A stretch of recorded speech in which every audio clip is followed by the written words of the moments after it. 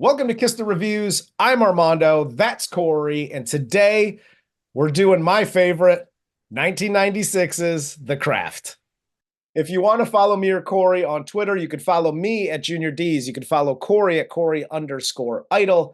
As always, if you want to follow the show, you could follow us on TikTok, Twitter, and Instagram at Kiss the Reviews.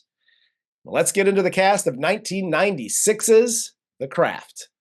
This film stars Robin Tunney as Sarah Bailey, Fairuza Balk as Nancy Downs, Neve Campbell as Bonnie, and Rachel True as Rochelle. I have to say, Rachel True is my favorite character in this movie. One, she's gorgeous. She does a great job, all that stuff. But so all of the girls are outcasts.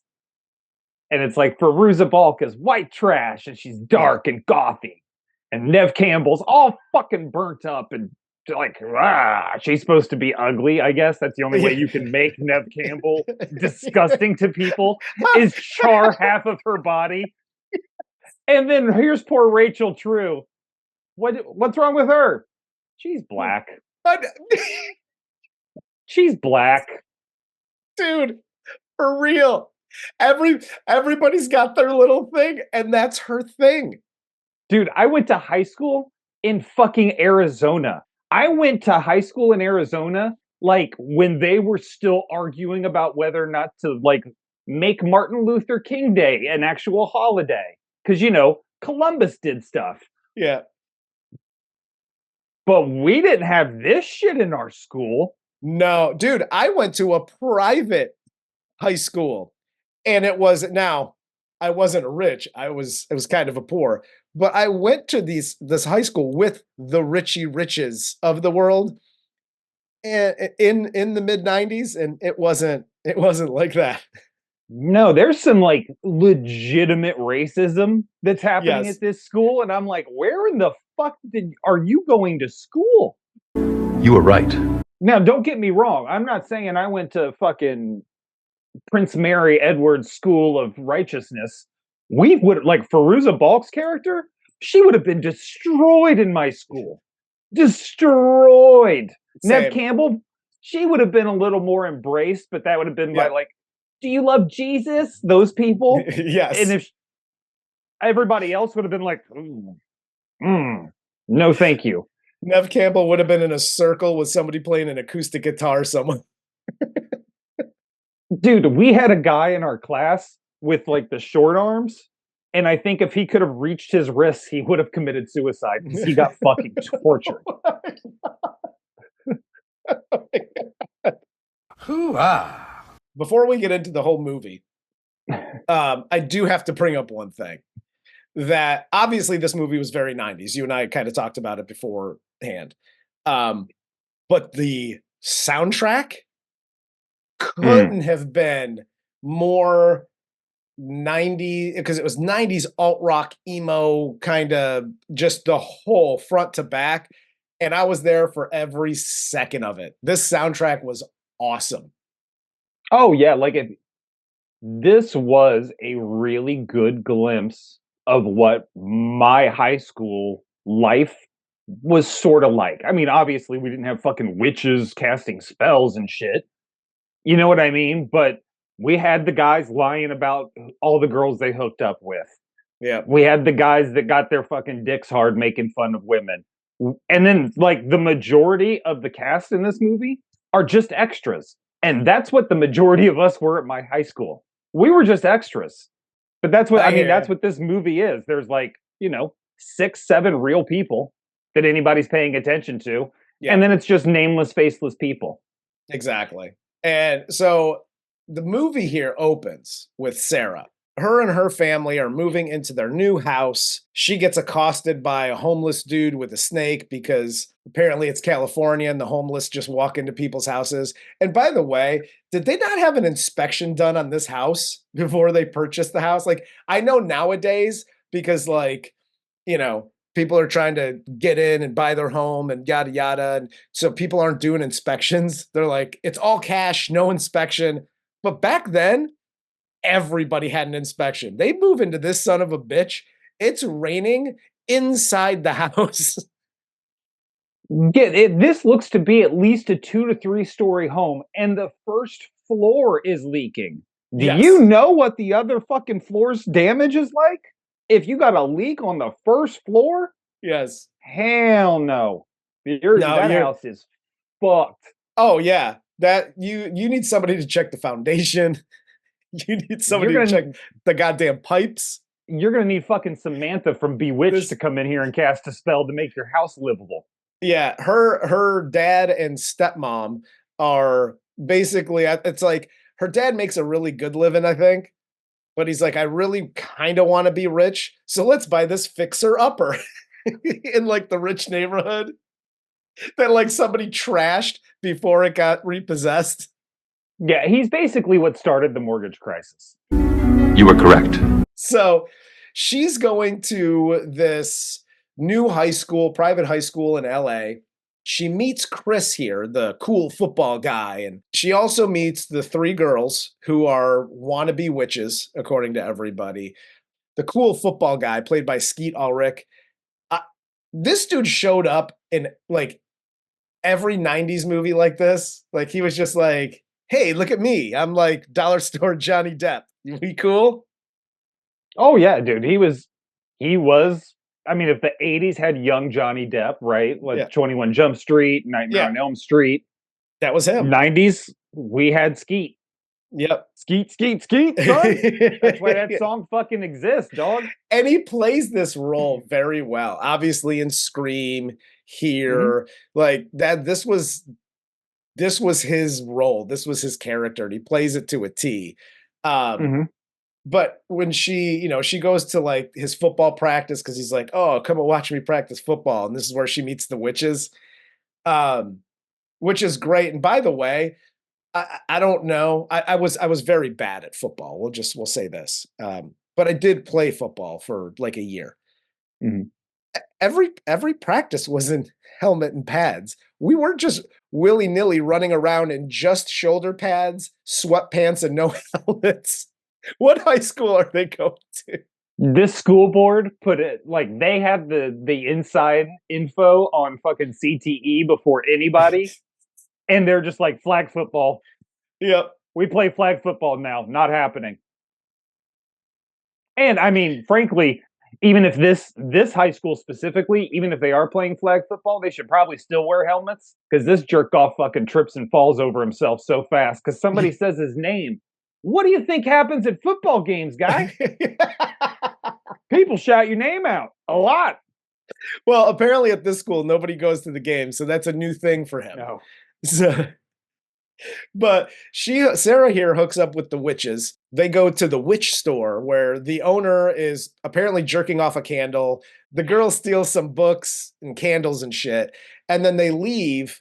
And as they leave, Sarah gets accosted by the homeless snake guy again, and he gets run over by a truck. And the girls believe that they made it happen with their witchy poo powers. And again, this is a very 90s teenage girl thing to think. Is like, holy shit, we just willed something to happen. Clearly, we're witches. Let's go jam to Atlantis. Let's toss a mood ring on and jam to Atlantis. Yeah, the guys that thought this are now putting out like sales videos on TikTok now. And they're like, you want to make $1 million? You just will that shit to happen, bro. And you get a Maserati just like me. I got option A and I got option B. And they both are make it. Did I serve 30 months in a minimum security facility? Yes, I did. So Sarah here ends up going out with Chris and doesn't sleep with him. So he spreads a rumor around school that they did. And then we get the confrontation between Rochelle, the racist ass mean girl Laura, and we also get Bonnie at the hospital getting treatment for her skin disorder. And finally, we get Nancy at her trailer with her trashy parents and listen. So now we've kind of gone through, this is everybody's problem. And we've already touched on Rochelle's problem at this school. But you put, first of all, again, as a young adult, we'll say, when this movie came out, There wasn't, I had no type. I have no type because every girl in this movie, I was like, love her, love her, love her. But my God, Fairuza Balk, you put a white trash chick with black lipstick and like witch clothes in a movie, and I'm like, that's my type. That's where I'm at. The girls then go on a field trip. They start casting spells, pricking their fingers, and start bleeding into wine and drinking it and doing all that. And I don't know about you. Like, I remember, and you used to see this in movies back in the day where it's like, oh, we're blood brothers, and I cut, you cut, and we rub it together. Or apparently, if you were a witch, you drink each other's blood. Can we stop doing this? Like, I know we've stopped. I haven't seen this in a movie in a long time, but even back then, I was like, y'all are disgusting. What do we do? This is how you're just passing hepatitis from one from one to the other. Yeah, like, well, first off, Fairuza Balk already says that Chris spreads disease, and she knows that from experience. Yes. I ain't drinking your STD-ridden blood. Blessed be. But also, like, in good conscience, I know where I've been. I can't let you drink my blood. Fuck I wouldn't drinking drink. your blood. I have to have a blood transfusion every 2 weeks. Thank Christ I'm rich. I fuck drinking your, like, out of the same cup that you bled in. I'm not even sharing the cup that you're using. If you're like, oh, this drink is great, Armando, you want to try it? I'm like, no, your lips touched it. The whole glass is contaminated. Hell yes. They cast a love spell on Chris, so he starts following Sarah around like a puppy. They start hanging out more, casting more spells. They do the light as a feather, stiff as a board deal here, and they pull out a string of Laura's hair to curse her, and they also do spells to take Bonnie's scars away. Which, And- those seem to be like, okay, that's fair. The love spell, I'm like, why do you want him? Yeah. And then you're like, I just wanted him to, like, why? He's a piece of shit with some unknown STD who already has spread multiple lies about you around the fucking campus. He is not Prince Charming. No, and Nancy won't tell you what that STD is. She's just being oddly vague about it. Which means it's herpes. Yes. It's just, that's what it is. When people have chlamydia, they're like, oh no, I've had chlamydia, but I had the shot, I got it cleared up. Hey, Yeah. shit happens, right? Yeah.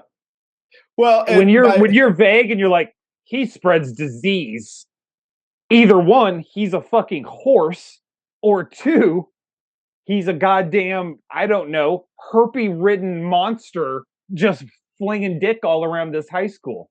Oh, yeah, that's a good reason. You have to look like Skeet Ulrich to be able to still tap that much ass around high school, but play football as poorly as he does. Yes. 100%. Well, and my favorite part here is, so all of their spells start working. Chris is following Sarah around like a puppy. Rochelle goes to swim practice and she notices that Laura's hair is falling out in fucking clumps. So good. Yes. And Bonnie at the hospital, and her scars are peeling off like it was just a sunburn. Nancy here is pissed off, and my favorite scene. So Nancy's pissed off because her spells aren't working, and it's them in like the courtyard. And Sarah's like, what's wrong with Nancy? As she storms off. And Rochelle's line is my fucking favorite. What spell? I don't know. I think she doesn't want to be white trash anymore or something. And I told her, like, you're white, honey. Just deal with it. Which, honestly, white people, you're white. Deal with it. If you're white and poor, it's what it is. Yeah, it happens. I love the scene where, first off, if you're going to curse Marsha Brady, the thing you do is make that bitch's hair fall out. Yes. Because it traumatizes her exactly like you hoped it would. But I love, too, the coach is like, oh my God, her hair's falling out. And he's looking and trying to, investigate the hair thing.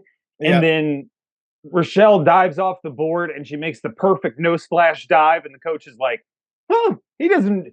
Marsha Brady no longer exists. He's got a No. star athlete right there. She's going to win a state. Yeah, absolutely. I've seen Glee. I know how this works. And then Nancy's impromptu spell finally works as her stepdad is like attacking her mom, and she makes her stepdad have a heart attack. And then her and her mom realize that her dad or her stepdad had a life insurance policy worth a huge sum of money, a whole $175,000. And in true white trash fashion, they blow it all on an expensive apartment in LA and a bunch of crap. You literally see almost no furniture in this house other than a jukebox and a couch. They spend all their money on an apartment. This is like the only time when having an alcoholic mother isn't fun. Hell yes. Like, Dude, get your shit together, mom, and buy more furniture. What At are we least doing? TV. This is why there's documentaries about the people who win the lottery going broke because of shit like this. You got $175,000. And listen, you don't got to be a fucking financial guru to figure out that 175 grand, even in 96, you can spend that rather quickly. They got an expensive apartment in a high rise. And it's like, okay, you've been living in a trailer. You could just get a 2-bedroom apartment, like on the outskirts of LA, whatever. You don't have to do the high rise thing. You don't, who knows how much she probably went on eBay and bought that jukebox for like $47,000 that plays only Patsy Cline. And then, because, you have to have a car in LA, Fairuza Balk buys a brand new, like, ragtop Mustang. Your money's gone in 1 month between the rent and then all the bullshit that you just purchased. It's all gone. You're poor in a month. Dude, this is like a fucking rapper that has the fucking one hit song. And then he's like, man, I'm broke. It's like, yeah, you're fucking broke. Look at all the fucking diamonds around your neck, dickhead. Look at the fucking Bugatti you're driving, shit ass. What do you think was going to happen? For those of you out there that get a little bit of money and you want to be a baller, go the Chad Ochocinco route. If you don't know him, look him up. You go to Claire's, you get the giant fake diamond earrings and shit, and the fake necklaces and all that shit. Yes, you can look like a baller. You're balling on a budget. That's it. So we get the scene where Sarah does the glamour spell at Nancy's house, and she changes her hair color. So now they know how to do those spells. And then the girls get warned by the witch lady at the witch store that whatever they put out there as far as spells, they get back 3 times. This is when Nancy buys the book to help them invoke the spirit. And then they go to the beach to try to invoke the spirit of Manon. I love this part too, where they're, again, 90s Gen X teenage girl. She's warned by an adult, like, whatever you guys are fucking with, like, it comes back at you. Like, you got to read the whole thing. There are warnings to these spells. And the girls are like, okay, old lady, okay, boomer, whatever you say. Sure. Ooh, spells are going to get us. It's like, yo, your spells are working. Yep. Maybe listen. Yes. You know it's working. Like, it's not fucking around anymore. Like, you should probably actually know what the consequences are. And just in case you were wondering, everything has a fucking consequence. Yes. Everything. Absolutely. After they invoke the spirit, when they wake up the next morning on the beach, they see Nancy walking on water in the ocean, and then there's a bunch of sharks dead on the shore. And this is where Nancy's downward spiral really gets kicked into like 3rd gear here. And Bonnie and Rochelle as well. They start going into this, like, it's the typical teenage thing, especially in the 90s, like, never gonna die. Never gonna die. Oh, wow, we're scared, Sarah. You scared? At the beginning of the movie, the 3 girls are talking about how, they need a fourth, and they're casting their spells, and they feel like something's about to happen. And Nancy says, like, great, my rag's on its way. Yeah. Did anybody consider Nancy is just kind of PMSing? Like, maybe they should cut her some slack. You know what? There you go. Leave it to a man to blame it on a woman's period. Good job. Good job. Yeah, I'm excusing murder. You're welcome. We then cut to Rochelle. She sees Laura in the shower looking like a troll with no hair. And Chris then convinces Sarah to hang out with him because he's been stalking her. And then the love spell that Sarah and Rochelle and the girls put on Chris, this love spell, it's a love spell. But apparently the love spell turns you rapey. Like, I get that there's consequences, but like, I mean, come on. It's like, ooga booga booga, you love me. Not like, I'm going to like sexually assault you on the side of a mountain. I feel like Sex Type Thing by Stone Temple Pilots explains all of this. That's also fair, which that should have been in the soundtrack. That would have been like literally at this point in time. Yes. And I think this is maybe a good cautionary point for us to do this. Corey's Life Lessons. Hi, anybody out there with a stalker? Uncle Corey here. If you think like, oh, they'll go away if I just talk to them for a minute and appease them, it fucking won't. Makes it worse. Makes it worse. Every time. Be persistent. Stay vigilant. Yes. Do not fucking give in to anything, or you are donezo. You were correct. So ask me how I know. I stalk a lot of people.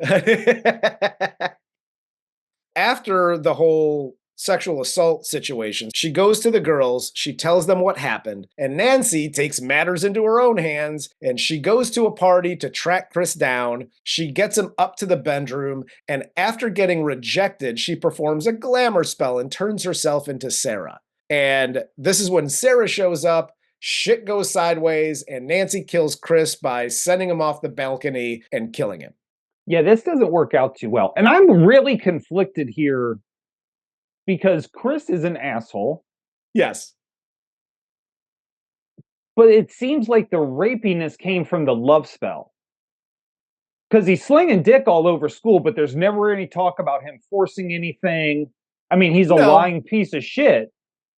Oh, yeah, he's a dick. But he's not a rapist. There's a very big difference between those two things.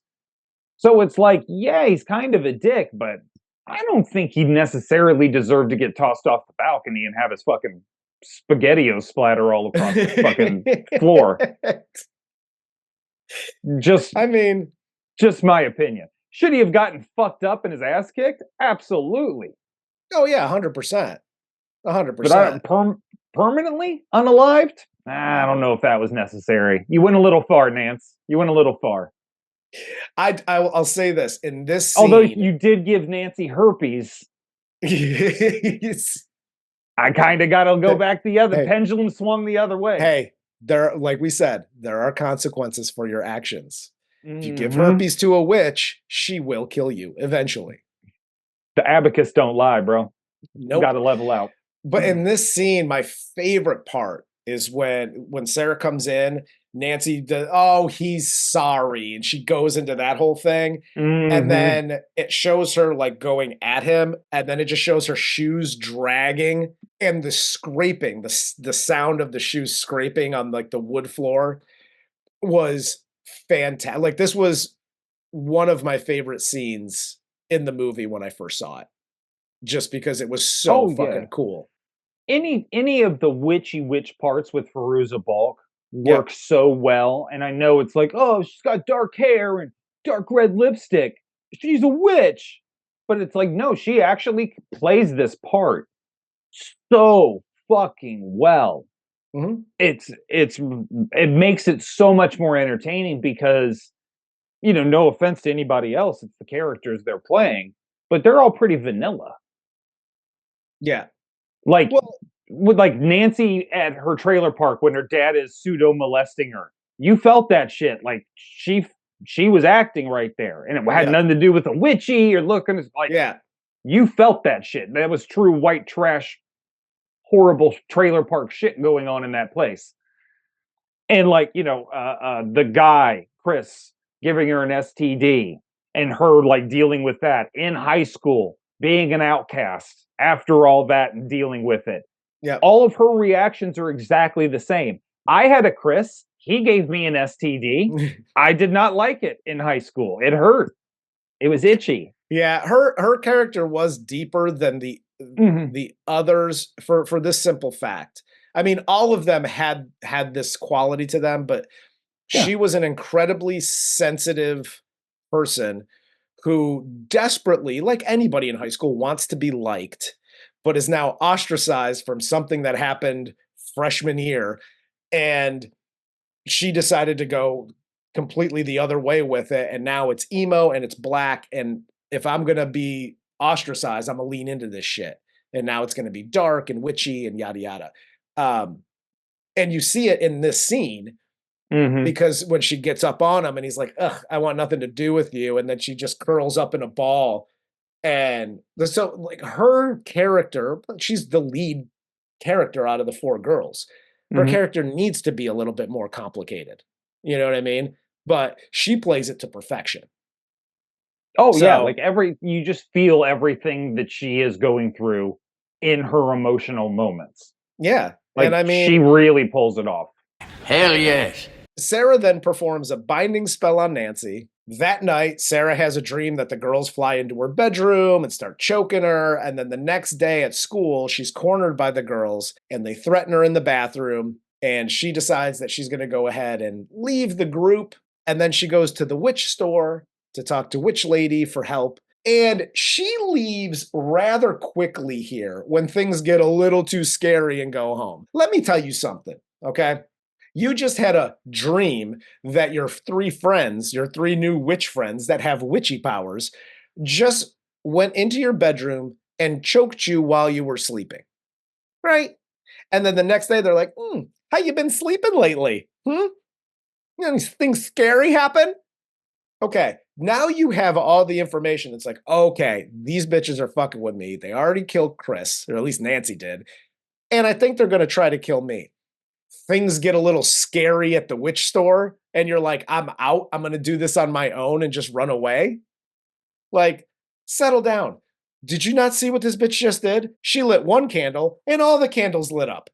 I think you should go to her for help and like stay with her. Because ain't nobody else helping you. When she tells you to run, run. Hell yes. This seems like one of those convenient plot devices to get her back to the house. Yeah, because they really like the home runs, where the girl showing up and being scary and the plane crash and you're wondering, do they have this power? And you know what I mean? The buildup is all really back at the house, where it should have almost taken place at the witch store. Yeah. And then force her to go back to the house where the final fight could have taken place. Yeah. No, I agree. I agree with that. Here's the other thing. I was going to wait till the end, but it's got to come up now because you brought up the mano of it all. And I don't care if it's like a religious driven movie or a witch driven movie or whatever the case is. Can we stop saying he's in me, he's inside me, he's all up in this shit or whatever? Because they mention this a lot. He's still in me. I can feel you in me. I don't like any of that. Can we just remove that? No, because 25-year-old actresses playing 16-year-old girls saying he's inside of me does something to me that I'm still trying to figure out and reconcile. So until I can get that taken care of, I need it like almost 2 or 3 times a day. All right. Well, there you go. Maybe that's why I liked this movie so much. Is it possible this story is true? Yes, it is. When Sarah gets back home, all hell breaks loose. Nancy calls her, tells her parents, her stepmom and dad are dead in a plane crash. The TV turns on with the news, but it's a trick. And there's snakes and rats and spiders everywhere. And she's surprised by Nancy, Bonnie, and Rochelle. And Nancy tells her that she's going to kill herself that night. Look, I get why we do it, but also stop with the fucking snakes. Like, seriously? This is No. you know what I thought about this time around? Because I've seen this movie obviously a million times, and like these scenes are fantastic. Like just all of the snakes and all of the little critters running around and the rats, and they're falling on Sarah, and she's, trying to get through this whole thing. When I watched it this time through, I was like, these poor goddamn PAs or whoever's working on set had to put this shit all over the place. Like, I was thinking of the staff that had to like walk around with buckets of snakes and throw them all over the floor. I honestly watched this scene the same way Bill Burr watches Roots. I'm like, Jesus Christ, is it still happening? Like, what the fuck? Turn it the fuck off. Stop with the snakes. I hated this scene. There are literally two things I am terrified of: snakes and heights. So the scariest movie I've ever seen in my life is fucking snakes on a plane. It is literally the scariest thing I've ever seen in my life. That is my fucking nightmare. I have had it with these motherfucking snakes on this motherfucking plane. There's not one critter or animal or anything in here that doesn't creep me out. So with this, I was like, oh, I'm out. But you know what? I took one for the show, man. This is what we do here. I had to keep my eyes open. And I was like, this scene's terrible. I did not do that. And I'm also thankful that today's show is sponsored by BetterHelp. After going upstairs to her room, Sarah invokes the spell because now she's got slits on her wrists. So she invokes a spell to make Rochelle see her hair falling out and Bonnie see her scars coming back, and they run out of the house scared. Ain't no such thing as halfway crooks. Ain't no such thing as halfway crooks at all. And I love how they did like the whole, because whatever you put out comes back threefold. So when they see themselves in the mirror, it's like the scars are all over her face, and Rochelle's hair, she looks like, like she's from like the Addams Family or some shit, like the bald spot with the long hair. But so they go running out. Nancy goes upstairs. Sarah then invokes Mano, and we get the final confrontation and the final fight between Nancy and Sarah, which ends with Sarah binding Nancy. And when I saw the fight this time around, the interaction I do remember, where they're going back and forth, and she's like, you gotta cut the shit. And she's like, cool, I'll cut the shit. And then she starts making the bugs go up and down, and she realizes that she invoked the spirit, yada, yada. So I remember that interaction. I just remember the fight being way longer. I don't remember it being this short. They go at each other, they on the dresser, everything's like piling on, and Fairuza Balk is going fucking crazy here. And then that's the end of it, basically. Yeah, I remembered it being pretty anticlimactic when I first saw it and not understanding it, but watching it this time, I think because she invoked the spirit, being Robin Tunney, and had the line where she says, you have angered Mano, you took the gifts that he gave you and you used them for evil, or whatever the fuck she says. Yeah. I think basically like the spirit is way deeper inside her than it was inside of Nancy. Like, Nance maybe got fingered a little bit by the spirit. But the spirit is straight raw dogging on the other side of the veil. So Manon loves him some Sarah. That's for sure. He's he's digging out Sarah hardcore right now. And that's why she's like, I am way more powerful than you are. Which is why I think it didn't last as long. Fair. The movie basically ends like the next day. Bonnie and Rochelle come over to apologize to Sarah. Sarah tells them to go kick rocks, shows them that she still has powers and they don't. And then we cut to Nancy in the insane asylum and she's all bound up and locked up. Dude, this movie has been one of my favorites. Anytime the movie's brought up, I love the movie. If it's ever on, you know, back in the day when I had cable, if it's on, I'm watching it from wherever it is all the way to the end. The fact that, you know, this was requested, I was super happy to see that. So I wanted to watch it again. But I will say this, there's one thing in this movie that, and I get it, it's Neve Campbell's calling card, but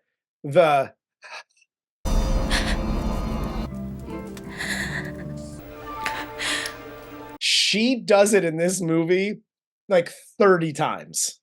Oh, there's a couple times when she sees Sarah levitating with the pencil, yes. She literally comes in her pants. Yeah. Like, and that was her calling card because she does it here. She does it in the Scream movies a couple of times. Like, but that's a Neve Campbell like original. Like that's you can't, if anybody else does that, I was like, oh, they stole that from Neve Campbell. Oh yeah, totally. No, this has been one of those movies, those few movies that have changed for me over time. Because when I first saw it, I was like, yeah, it's all right. You know, whatever. I get it.